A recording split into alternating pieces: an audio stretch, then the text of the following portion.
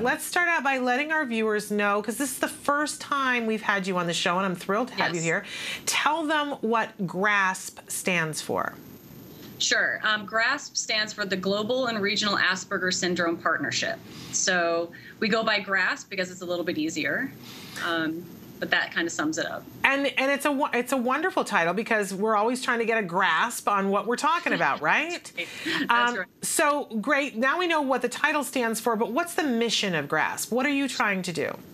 Well, the mission for us is to improve the lives of teens and adults on the autism spectrum and their families by helping them with peer supports, community advocacy, and services and programming. And we don't charge any of our members. And you've got a really amazing website that's got a great deal of information. Tell us a little bit about what people can find there. Sure.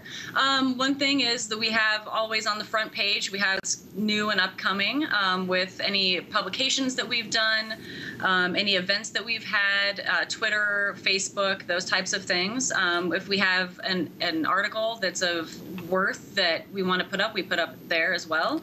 Also on the website, once people become members, they have access to all of our support groups that we have available across the country. Also, we have 10 online support groups that people have access to as well and can be approved for. And we also have access to our information and referral services as well.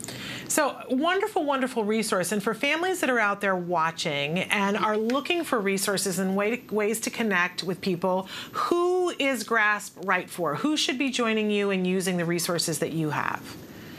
Actually, anybody that is either on the spectrum, has a family member on the spectrum, a relative friend, anyone that they know and they would like support or information, any of those people can contact us, and we'll be happy to give them information about groups in their area, any information, diagnostics that they need. They might need a therapist in their area. We can get information for them.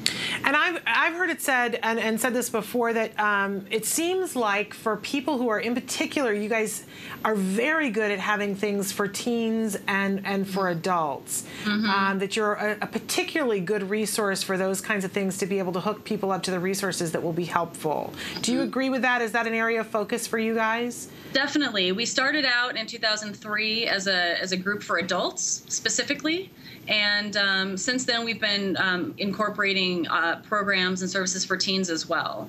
And we have several in-person teen groups across the country, one of which I help facilitate in Kingston, New York.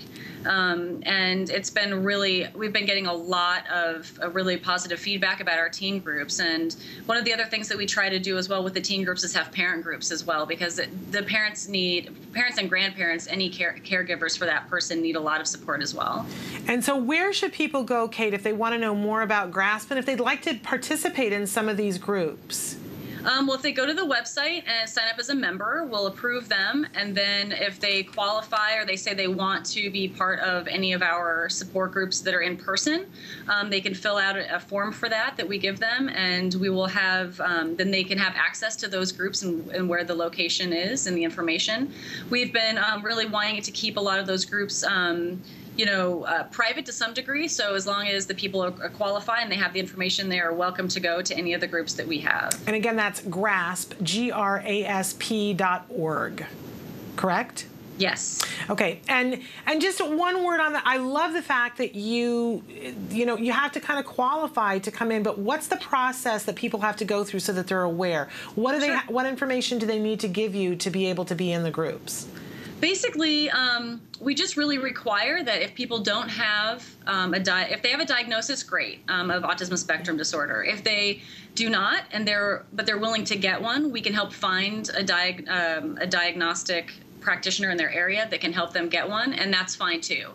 We just really want to make sure that people either have it or are willing to get the diagnosis, because we really feel that it's important to have everyone that's a part of our groups, our adult groups specifically, be on the spectrum. There's just something to really be said for people that are in the groups and going through that support group process, that when they talk about something, everyone else in the group really understands. And I think that's really a very core part of why our peer support groups work so so well. I agree, and I, you know, for people, I think it creates a wonderful, almost protected environment in which, and when I say protective, I mean that you're not going to be marketed to, that no one's there to take advantage. So, in the best sense of the word protective, to create an environment in which people can share freely and have great understanding. I think it's remarkable what you guys do. Thank you so much. So again, grasp.org, and you can go there and get a wealth of information that's there.